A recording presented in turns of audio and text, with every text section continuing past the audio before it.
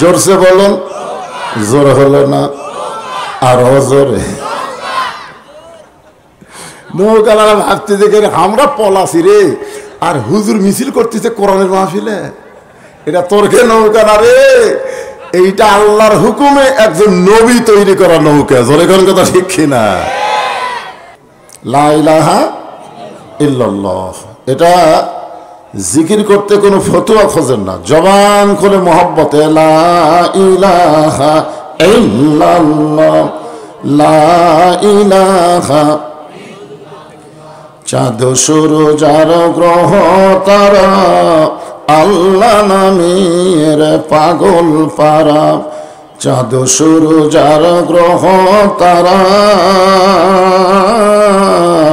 আল্লাহ নামের পাগল পারা। আমার আল্লাহ নামের এতই দয়া, আল্লাহ নামের এতই মায়া, লুকিয়ে আছেন হে আল্লাহ জোরে লা ইলাহা ইল্লাল্লাহ, লা ইলাহা ইল্লাল্লাহ, লা ইলাহা, লা ইলাহা ইল্লাল্লাহ মুহাম্মাদুর রাসূলুল্লাহ।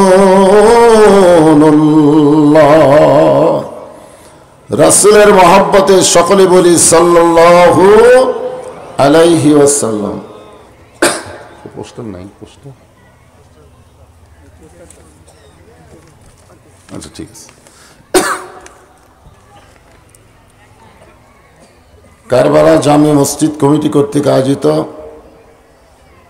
আজকের এই তাফসীরুল কোরআন মাহফিলে আল্লাহ তাআলা যিনাকে সম্মানিত সভাপতির আসনে কবুল করেছেন, জনাব মোহাম্মদ আব্দুল হাই, সভাপতি অত্র মসজিদ।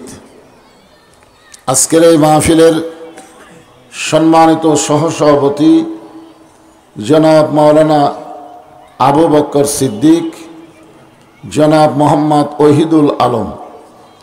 আজকের এই মাহফিলের সভাপতি এবং সহসভাপতি দ্বয়কে অন্তরের অন্তঃস্থল থেকে আমি শুভেচ্ছা জ্ঞাপন করছি।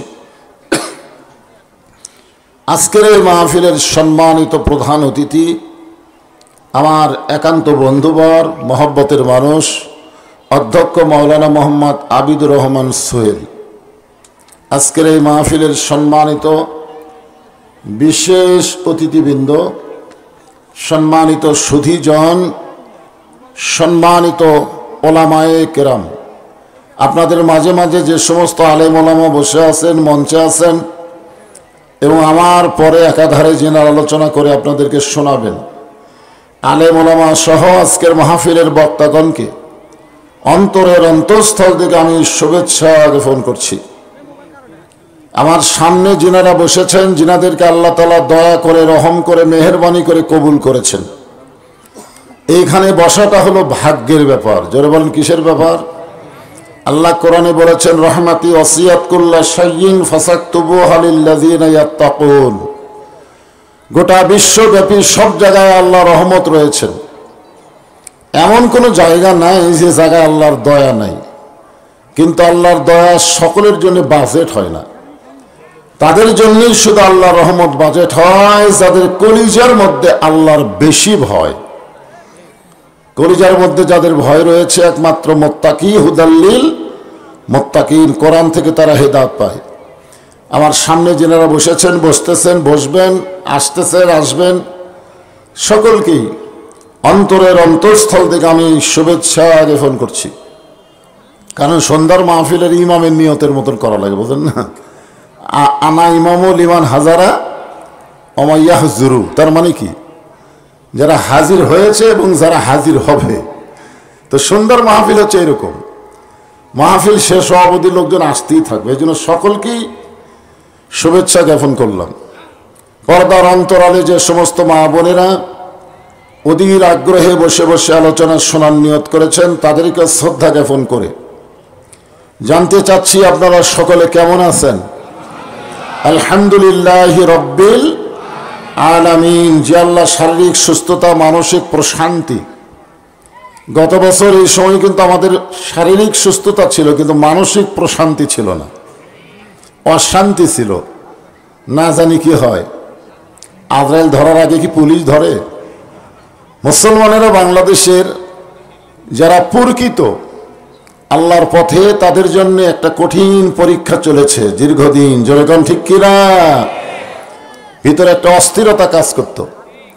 এই বছর সে অস্থিরতা আছে? এবছর শারীরিক সুস্থতা, মানসিক প্রশান্তি। বলেন আলহামদুলিল্লাহ। আজকের এই জান্নাতের বাগানে আমাদেরকে আল্লাহ কবুল করেছেন। জবান খুলে আল্লাহর প্রশংসা করছি, রব্বানা লাকাল হামদ। আল্লাহর প্রশংসা করতে আপত্তি আছে নাকি? তাহলে সকলে বলেন রব্বানা লাকাল হামদ হামদান কাসীরান তাইয়িবান মুবারাকান ফীহি। আমরা এমন একজন আল্লাহর প্রশংসা করলাম। আমেরিকায় কিছুদিন আগে একটা আগুন লাগছিল, দেখছেন আপনারা? হ্যাঁ, দাও দাও করে আগুন জ্বলতেছে। আগুন নিভানোর মতন কোনো পদ্ধতি আমেরিকার কাছে নাই। ওরা বহু চেষ্টা করে, কিন্তু আগুন খালি বাড়েই। তখন আমেরিকার সরকার মুসলমানের দ্বারস্থ হলো যে ভগবান দিয়ে, ঈশ্বর দিয়া, গড দিয়া কাম হচ্ছে না, এখন তোমরা একটু আল্লাহর আজান দাও। কার আজান? আল্লাহর আজান দিল মুসলমান। যদ্দূর পর্যন্ত আল্লাহু আকবারের শব্দ যায়, তদ্দূর পর্যন্ত আগুন নিভে যায়। আমরা ভাগ্য গুণে সে আল্লাহর দলের মানুষ। সুবহানাল্লাহ বলেন। যার কারণে আল্লাহ বললেন, ওয়ামান ইয়াবতাগি গায়রাল ইসলাম দীনান ফালাই ইউকবালা মিনহু। ইসলাম ছাড়া কোন জীবন ব্যবস্থা, ধর্ম কেউ যদি গ্রহণ করে, আল্লাহ বলেছেন সেইটা কবুল করা হবে না। এই হিসাবে আমরা অত্যন্ত ভাগ্যবান, মুসলমানের ঘরে আমাদের জন্ম হয়েছে। খুশি না বেজার? জবান খুলে বলে আলহামদুলিল্লাহ। ভাগ্য করে আমরা এমন একজন নেতা পাইছি, যিনি শুধু নবী না, তিনি আমাদের নেতা। বাংলাদেশে কিছু মুসলমান আছে আমাদের নবীকে শুধু নবী বিশ্বাস করে, কিন্তু নেতা হিসাবে অন্য একজনের পিছনে ঘুরঘুর করে। এরকম আছে না নাই? হ্যাঁ, নবীর প্রতি দরুদ পড়ে, নবীরে সালাম করে, মসজিদের ভিতরে, মিলাদের ভিতরে, কিন্তু নবীর সমাজ গড়ার কাজে এদের দ্বন্দ্ব মনে বাজে। নবীকে মসজিদের মধ্যে, মাদ্রাসার মধ্যে, কোরআনের মাহফিলের মধ্যে রাখতে চায়, নবীকে সব জায়গায় নিয়ে যেতে চায় না। অথচ আল্লাহ বলেছেন, লাকাদ কানা লাকুম ফি রাসূলিল্লাহি উসওয়াতুন হাসানাহ। যদি সফলতা অর্জন করতে চাও, তাহলে নবীর আদর্শকে তোমরা গ্রহণ করে নাও। একথা কার? আরো জোরে বলেন। আমরা সেই নবী নেতা পেয়েছি ভাগ্য গুণে। যেই নবীর উম্মত হওয়া হলো ভাগ্যের ব্যাপার। একবার আদম আলাইহিস সালাম রাস্তা দিয়ে যাচ্ছিলেন, যাওয়ার সময় দেখে তার ছেলে শীষ আলাইহিস সালাম বসে আছেন, কিন্তু বসার সাইজ ভালো না। বসার একটা সাইজ আছে না নাই? হাসিনা যেভাবে ক্ষমতায় বসেছিল, সাইজ ভালো ছিল না। জোরে কোন ঠিক কিনা? ভোট ছাড়াই থাকবে ক্ষমতা। আপনারা যারা এখানে বসে আছেন, আপনাদেরও সাইজ করে বসতে হবে। মাঝে মাঝে ফাঁকা রেখে বসা যাবে না, জমে জমে বসা লাগবে। বসার একটা সাইজ আছে না নাই? কথা বলেন, আছে না নাই? হ্যাঁ, এতে মাঝখান দিয়ে মানুষ ঘরে আপনার পিছনে বসে আছে। মাগরিবের মাহফিল তো ভরে যাবে, আপনারা দেখবেন এক সময় ভরে যাবে ইনশাআল্লাহ। এই জন্যে সামনে জমে জমে বসেন। ব্যাস সাইজে বসে আছেন শীষ আলাইহিস সালাম। আদম বললেন, বাবা এরকম বসার কারণ কি? শীষ বললেন, কারণ হলো তিনটা। জোরে বলেন, কয়টা? এক নম্বর কারণ হলো আমার বাবা আল্লাহর নবী। দুই নম্বর কারণ হলো আমিও আল্লাহর নবী। তিন নম্বর কারণ হলো দুনিয়াতে বউ পাইছি বেহেশতের হুর। কয় কারণ? বুঝবার পারলেন? মা হাওয়ার পেট থেকে যত সন্তান হয়েছে, তার মধ্যে আল্লাহ তাআলা একজনকে নবী হিসাবে কবুল করেছে, যার নাম হলো শীষ আলাইহিস সালাতু ওয়াস সালাম। আদম আলাইহিস সালাম কি নবী? জোরে বলেন কি? আমাদের আদি পিতা আল্লাহর নবী। বেটা শীষ আলাইহিস সালাম আল্লাহর নবী। তাহলে বাপও নবী, বেটাও নবী। আর বউ পাইছে দুনিয়াতেই জান্নাতের হুর। কারণ জোড়া জোড়া সন্তান জন্ম নিত, আগের জোড়া পরের জোড়ার সাথে বিয়ে হতো, একটা ছেলে একটা মেয়ে। কিন্তু শীষ আলাইহিস সালামের জন্য কোনো জোড়ার জন্ম হয়নি। শীষ আলাইহিস সালাম যখন বয়স হয়ে গেল, তিনটা কাজ কোনো সময় আপনারা দেরি করবেন না। কয়টা? একটা কাজ হলো, ছেলে মেয়ে যখন বয়স হবে তখন বিবাহ দিতে দেরি করবেন না। একটা হলো সরকারি বয়স, আর একটা হলো দরকারি বয়স। যেরকম ঠিক কিনা? আমরা সরকারি বয়সের দিকে তাকায় থাকি, চাকরি বাকরি না হলে বিয়ে কেমনে দেয়। রাসূল বলেছেন তিনটা কাজে তোমরা দেরি করো না। একটা হলো ছেলে মেয়ে যখন বয়স হয়ে যাবে বিবাহ তাড়াতাড়ি দিবে, অকাম করার আগে কাম করা লাগবে। বিবাহ হলো কাম, আর বিবাহ ছাড়া যেটা হলো সেটা অকাম। যেরকম ঠিক কিনা? হ্যাঁ। 2 নম্বর হলো, কোন মানুষ যখন মারা যাবে তাকে দাফন করতে অযথা দেরি করা যাবে। আর 3 নম্বর হলো, কোনো ব্যক্তি যদি ঋণগ্রস্ত হয়, হাতে যদি টাকা পয়সা এসে যায়, তাহলে ঋণ পরিশোধ করতে আর দেরি করা যাবে না। আদম আলাইহিস সালাম চিন্তায় পড়ে গেলেন যে আমার শীষ বড় হয়ে যাচ্ছে, কি করা যায়? আল্লাহ বলেন টেনশন নাই, আমি একজন বেহেশতের হুরকে দুনিয়াতে মহিলা বানায়া দেয়া শীষের বউ হিসাবে ব্যবস্থা করলাম। যেরকম সুবহানাল্লাহ। তাহলে দুনিয়াতেই বেহেশতের হুর, বাপও নবী বেটাও নবী, মশান থাকার কথা। যেরকম ঠিক কিনা? আদম বললেন বাবা শীষ, নবীর বেটা নবী না হয়ে বেহেশতের হুরের স্বামী না হয়ে যদি আখিরি জাহানের পয়গাম্বরের উম্মত হতে পারতে তাহলে তোমার জীবন ধন্য হয়ে যেত। এইটা শোনার পরেও যারা সুবহানাল্লাহ করলো না, এরা কপাল পোড়া। কি কথা রে ভাই! নবী না হয়ে, নবীর বেটা না হয়ে, বেহেশতের হুরের স্বামী না হয়ে আখিরি জাহানের পয়গাম্বরের যদি উম্মত হতে পারতে তোমার জীবন ধন্য হয়ে যেত। আখিরি জাহানের পয়গাম্বর বলতে কাক বুঝতেছেন? গোলাম আহমদ কাদিয়ানী। আল্লাহ কোরআনে বলেন, মা কানা মুহাম্মাদুন আবা আহাদিম মির রিজালিকুম ওয়ালাকিন রাসূলুল্লাহি ওয়া খাতামান নাবিয়্যিন। এখানে আল্লাহ উল্লেখ করেছেন মা কানা মুহাম্মদ, মানে কি? আমাদের নবী। আমাদের নবীর পরে কোনো নবী নাই। সবাই বলবেন, এটা কি আপনারা জানেন না?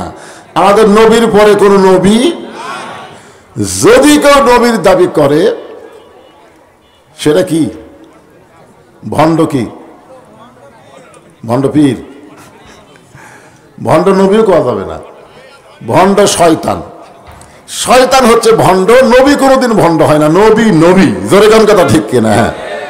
আমরা বলি না ভণ্ড পীর, ভণ্ড পীর না, ভণ্ড শয়তান। হ্যাঁ। আমাদের বাংলাদেশে বগুড়াতেও আছে, সিরাজগঞ্জ এলাকায় গোলাম আহমদ কাদিয়ানির কিছু লোক আছে না নাই? আপনারা বলেন তো, কাদিয়ানি যারা, এরা কি মুসলমান? যারা বলেন নবীর পরে কেউ যদি নবী মানে, তারা কি মুসলমান থাকে? তারা কি হয়? তাহলে যে বলবো কাদিয়ানি, আপনার বলবেন কাফের। বলতে পারবেন না? কাদিয়ানি আরো জোরে জোরসে বলুন। মনে করতেছেন আমরা এখানে কয়েকজন না, এই মিডিয়ার মাধ্যমে গোটা পৃথিবী ছড়ে গেল যে কারবালার মাহফিল থেকে বিশ্ব নবীর পরে কোন নবী নাই, যারাই দাবি করবে তারা হলো কাফের। জোরে গান ঠিক কিনা? তা আখেরে জাহানের পয়গাম্বর বলতে তো আমাকে নবী। তাহলে এই নবীর উম্মত যদি হওয়ার পারে, তাহলে নবী, বাপ নবী, বেটা নবী, বউ বেহেশতের হুর। শীষ আলাইহিস সালাম চমকে গিয়ে বলে, বাবা এটা কেমনে, কিভাবে? আদম বললেন, বেটা শীষ, তাহলে শোনো, আমি একটা ভুল করেছিলাম। ভুল কি করছিল? আদম আলাইহিস সালাম যে গন্ধম খাচ্ছে, এটা কি ইচ্ছা করে খাইছে? ভুল। ভুল, শুধুমাত্র ভুলের কারণে বহু বছর আমি কান্নাকাটি করছি, কিন্তু আল্লাহ আমার তওবা কবুল করতেছে না। আদম আলাইহিস সালাম যে কোরআনের আয়াত বলে তওবা করছে, তখন কোরআনের আয়াত ছিল না, ওই দোয়াটা আল্লাহ শিখাই দিয়েছিলেন। দোয়াটা আপনার সঙ্গে সকলে পড়েন, রব্বানা পড়েন রব্বানা যালামনা আনফুসানা ওয়া ইল্লাম তাগফির লানা ওয়া তারহামনা লানাকুনান্না মিনাল খাসিরিন।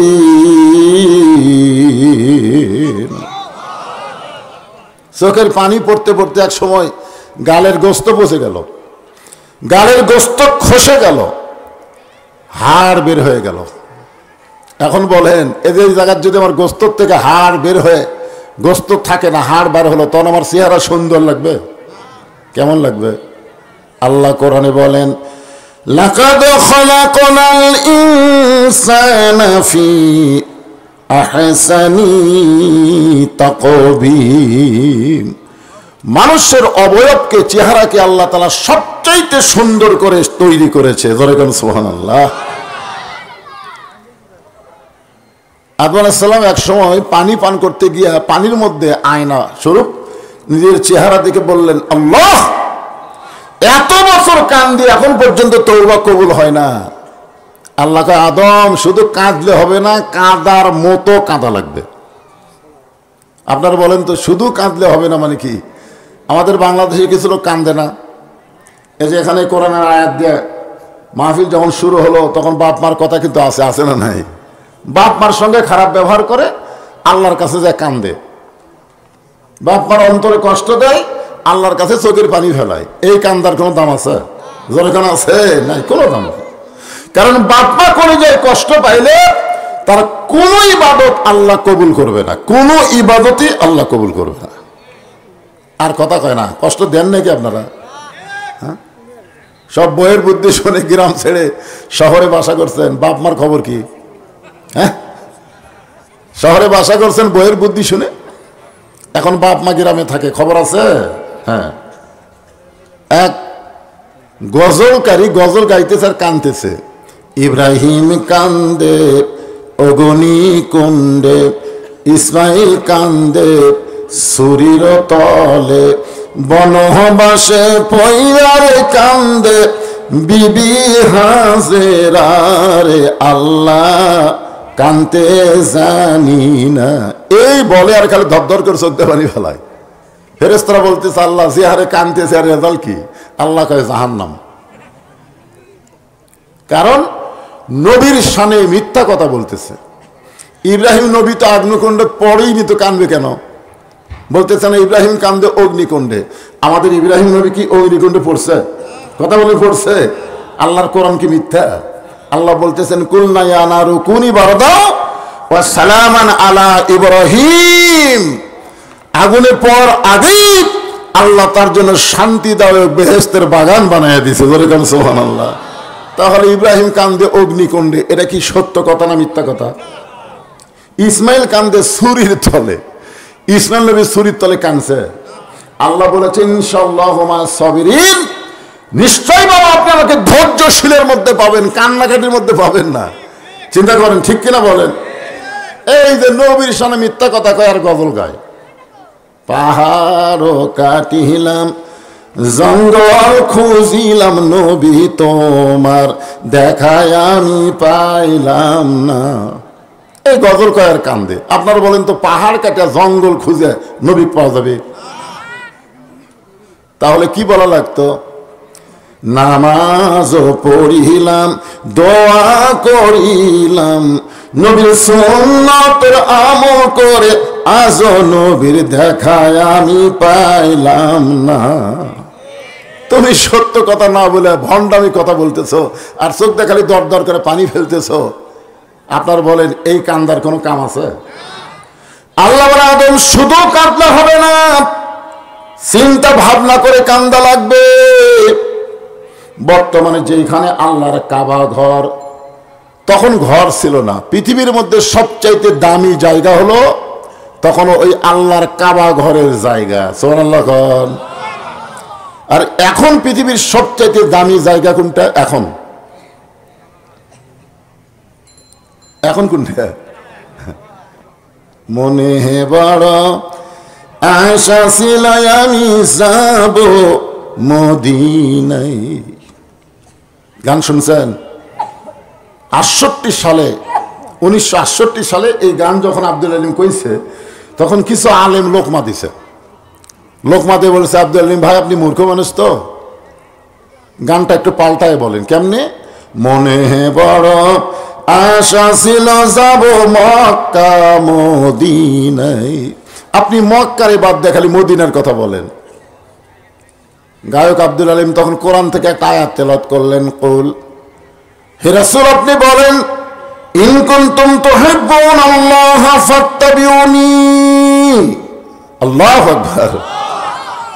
কেউ যদি আল্লাহকে পাওয়ার চায়, রাসূলকে ইত্তেবা করা ছাড়া আল্লাহকে পাওয়ার কোনো রাস্তা, তাহলে আমার সঙ্গে বলেন, উপায় নাই রে, উপায় নাই রে, উপায় নাই, নবী বিনে আল্লাহ পাওয়ার উপায় নাই। কে ভাই গজল গাইলে গুনাহ হবে? হ্যাঁ, ভাগ্য গুণে আমরা নবী পাইছি, সেই নবীর সামনে একটা গজল গাই, আপনি পাবেন? নবী ছাড়া আল্লাহ পাবেন? বাদ দিয়ে ধরেন তো আল্লাহ। আবু জেহেল উতবা সাইবা বহুবার নবীর বাড়ির ধারে এসে জিকির করেছে, লা ইলাহা ইল্লাল্লাহ, লা ইলাহা ইল্লাল্লাহ, লা ইলাহা ইল্লাল্লাহ। নবী খুশি হয়ে বলতেছে, আল্লাহ এরা তো সব কলেমার জিকির করতেছে। আল্লাহ বলতেছে, না আপনি খুশি হলে হবে না, তো আমার খুশি হওয়া লাগবে। তো নবী আপনি কখন খুশি হবেন? বলে যখন এরা মুহাম্মদ রাসূলুল্লাহ বলবে তখন আমি আল্লাহ খুশি হব। শুধু লা ইলাহা ইল্লাল্লাহ তো আল্লাহ খুশি না, মুহাম্মদ রাসূলকে মানে নেওয়া লাগবে। জোরে করে কথা ঠিক কি না? এখানে ফাত্তা বিউনি শব্দ কি বুঝতেছেন? এজন্য গলা ছায়া দেয় যুবকেরা, জীবনে বহু গান গান, আজকে একটু গান গাও।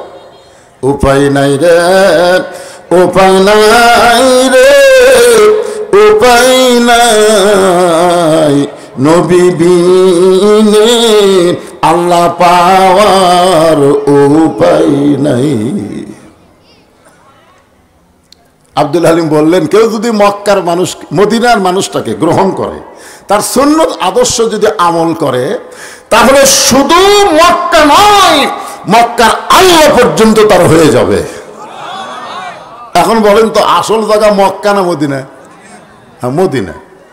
কারণ মক্কা যখন বিজয় হলো, তখন আল্লাহর নবী কাবার দরজা খুলে থেকে 360টা মূর্তি। কয়টা? সাহাবীরা বললেন, ইয়া রাসূলুল্লাহ আল্লাহর ঘরের মধ্যে মূর্তি। রাসূল বললেন, আমরা কোথায় ছিলাম? বলে আমরা মদিনায় ছিলাম।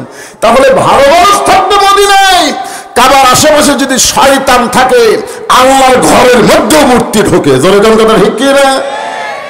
এখন আপনাকে কারবালা মসজিদের আশেপাশে কারা থাকে? নামাজি যদি থাকে তো মসজিদের উন্নয়ন এমনি হবে। জোরে কোন কথা ঠিক কি না? আর মডেল মসজিদের মতন বানাত হোসেন, নামাজের লোক নাই। তো মসজিদের উন্নয়ন বলতে কি বলতে বুঝতেছেন? হ্যাঁ, আল্লাহ রাসূল বললেন আমরা ছিলাম মদিনায়, যার কারণে কাফেরেরা সুযোগ পায়া কাবার মধ্যেও মূর্তি ঢুকেছে। মূর্তিগুলো বের করো, ভাঙ্গো। এখান থেকে বোঝা গেল নবী থাকবে যেখানে সবচেয়ে দাম হবে ওইখানে। জোরে জোরে কথা ঠিক না? নবী মক্কা বিজয় করে যে মক্কাত গেছে, তখন নবী হাত দিয়ে মূর্তিগুলো বার করতেছে। ভাইজান, নবী থাকবে যেখানে হেদায়েত আছে সেখানে। মা তাকুমুর রাসূলু ফাখুযুহু। আল্লাহ বলেছেন আমার নবী যেটা করেছেন তোমরা সেটাই করো। একটু মনোযোগ দিয়ে শুনবেন, তখন কাবা ঘর ছিল না, তবে কাবা ঘরের জায়গা ছিল। মাইক হঠাৎ এরকম চঞ্চন করা শুরু করলো কেন? এই মাইক আলা কোথায়? এটা আসলে একটু তুলে দাও, মানে এটা আমার থুতু বরাবর হয়ে গেছে, বুঝলে? তোমার এইটা একটু তুলে দাও, সামান্য একটু তুলে দাও। হ্যাঁ, একটু তুলে দাও। সবাই একটু জিকির করেন, লা ইলাহা ইল্লাল্লাহ। হ্যাঁ ঠিক আছে, এইবার ঠিক চোয়াজ করবেন। এটা মরদ মানুষের জিকির হলো। আজকে দেখবেন সবচাইতে আস্তে কথা বলা মানুষগুলো জোরে কথা বলতেছে। আমার এলাকায় সবচাইতে আস্তে কথা বলে দুই দল, একটা হলো মেয়ে মানুষ আর একটা হলো চোর। মেয়ে মানুষ জোরে কথা বললে পর্দার খেলাফ হয়, এই জন্য জোরে কথা কয় না। আর চোরেরা জোরে কথা বললে ধরা পড়ার ভয়। জোরে কর কথা ঠিক কিনা? এখন আপনারা কি মেয়ে মানুষ, আপনারা কি চোর? তাহলে মেনবে না কেন? একে ঝাঁকি দিয়ে জিকির করবেন, লা ইলাহা ইল্লাল্লাহ, লা ইলাহা ইল্লাল্লাহ, লা ইলাহা ইল্লাল্লাহ, লা ইলাহা ইল্লাল্লাহ, লা ইলাহা ইল্লাল্লাহ, লা ইলাহা, লা ইলাহা ইল্লাল্লাহ মুহাম্মাদুর রাসূলুল্লাহ সাল্লাল্লাহু আলাইহি ওয়াসাল্লাম। তখন কাবা ঘরে জায়গা ছিল, ওই জায়গার মধ্যে আদম আলাইহিস সালাম চিন্তার সাগরে ডুব দিলেন যে এত বছর কান্দি, তওবা কবুল হয় না। আল্লাহ কয় খালি কানলে হবে না, চিন্তা করে কান্দা লাগবে। কি কন? মসজিদের মধ্যে আল্লাহর আইন ঠিকই মানবেন, কিন্তু সমাজে বার হয়ে মানুষের আইন অনুযায়ী চলবেন। আর তাহাজ্জুদের সময় খালি কানবেন, আইন পরিবর্তনের কোনো চেষ্টাও আপনি করেন না। একটা চেষ্টা তো করা দরকার, ধরে কোন ঠিক কিনা? যে মসজিদে আইন চলবে যার, সমাজে আইন চলবে তার, ধরে কোন কথা ঠিক কিনা? মসজিদের নেতা ইমাম ভুল করলে লোকমা দিয়ে সাইজ করেন, আর সমাজের নেতারা ইচ্ছা মতো চলে, একটা লোকমা নাই। যার কারণে তো নেতাগুলো পলান লাগলো। এমনি এমনি আপনার যদি মাঝে মধ্যে লোকমা দিতেন তাহলে পলান লাগতো না, ধরে কোন ঠিক কিনা? দেননি, ভয়ে দেননি, যে দিলি না জানি কি হয়। চিন্তার সাগরে ডুব দিলেন আদম নবী, যাকে বলে মুরাকাবা, মুশাহেদা। এমন সময় দেখতে পায় জান্নাতের দরজা তার সামনে, যেখানে লেখা আছে লা ইলাহা ইল্লাল্লাহু মুহাম্মাদুর রাসূল। কি করবো? হ্যাঁ, কি করবো আমি? না, আমার এখানে কোন সেফটি। আচ্ছা, ঠিক আছে। মুহাম্মাদুর, আদম আলাইহিস সালাম বলে পাইছি পাইছি পাইছি। আল্লাহকে কি পাইছো? এতদিন রব্বানা যালামনা কয়ে খালি লা ইলাহা ইল্লাল্লাহর কাছে কানছি, আজকে মুহাম্মদ রাসূলকে ওসিলা করে একটু কানবার চাই। আল্লাহ বলে আর কান্দার দরকার নাই, তওবা কবুল। সুবহানাল্লাহ করেন না কেন? হাই রে হাই, আমাদের নবী তখন ছিল, যখন ছিল বাংলাদেশের অনেকেই বলে 40 বছর বয়সে নবী হয়েছে। আসলে তারা জানি না, যখন দুনিয়া তৈরি হয় নাই আল্লাহ তখনই আমাদের নবীকে সৃষ্টি করেছে। সুবহানাল্লাহ কন। কোনো কিছু যখন ছিল না তখন আল্লাহ নবী দুইজনা প্রেম করেছেন গোপনা, মাঝখানে তো অন্য কারো জায়গা ছিল না। আল্লাহ তওবা কবুল করছে। আদম কয় বেটা শীষ, এত বছর কান্নার পরে চোখের ঘা হয়ে গেল, বস্ত্র পছন্দ হলো, তারপরে সেই নবীর ওসিলায় আল্লাহ আমার তওবা কবুল করেছে, শুধুমাত্র একটা ভুল করার কারণে। আর ওই নবীর উম্মতেরা সারা জীবন যদি পাপ করে, সারা জীবন কোন এক সময় তওবায় রব্বানা যালামনা বলতে বলতে মাছের মাথার মতন সামান্য পানি যদি চোখের কোণায় আনতে পারে, ওই নবীর উম্মত হওয়ার খাতিরে আল্লাহ তার জীবনের তামাম গুনাহ মাফ করে দিবে। সিরাজ বলতেছে, বাবা নবী না হয়ে, নবীর বেটা না হয়ে, যদি বেহেশতের হুরের স্বামী না হয়ে ওই নবীর উম্মত হতে পারতাম, আমার জীবন ধন্য হয়ে যেত। আদম বলে শীষ, ওই নবীর উম্মত হওয়ার চাইলে হওয়া যায় না, ওই নবীর উম্মত হতে গেলে ভাগ্য লাগে। তাহলে আমাদের ভাগ্য কত ভালো, চিন্তা করছেন? যে বিনা দরখাস্তে আল্লাহ আমাদের সেই নবীর উম্মত হিসাবে কবুল করেছেন। খুশি না বেজার? তাহলে জবান করে আরেকবার বলি আলহামদুলিল্লাহ। এখন আসেন যে কোরআন থেকে আপনাদের সামনে আলোচনা হবে, একটা আয়াতাংশ আপনাদের সামনে আজকে আলোচনা হবে। ফাযকুরুনি আযকুরকুম ওয়াশকুরুলি ওয়ালা তাকফুরুন। এর বাংলা অর্থ হলো যে আল্লাহর জিকির করে, আল্লাহ তার জিকির করেন। এখানে জিকির মানে হলো স্মরণ করা, যেরকম জিকির মানে কি স্মরণ করা। আল্লাহর একজন নবী ছিলেন, নাম হলো নূহ নবী। যেরকম নাম কি নূহ নবী। শুকনা জায়গায় একটা নৌকা তৈরি করতেছেন, শুকনা জায়গায়। কার হুকুমে? কি তৈরি করতেছেন? আরো জোরে কন, জোরসে বলুন। জোর হলো না, আরো জোরে। নৌকা ভাবতে দেখে আমরা পলাশি রে, আর হুজুর মিছিল করতেছে কোরআনের মাহফিলে। এটা তোরকে নৌকা না রে, এইটা আল্লাহর হুকুমে একজন নবী তৈরি করা নৌকা। জোরে কোন কথা ঠিক কিনা?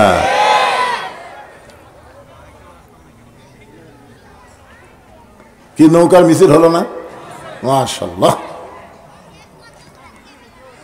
এমন সময় একজন বুড়ি মানুষ লাঠিতে ভর দেশে বলে, বাবা নূহ, এই শুকনা জায়গায় নৌকা বানানোর কারণ কি? মাইকের সাউন্ড একটু বেশি হয়ে গেছে, চঞ্চন করতেছে।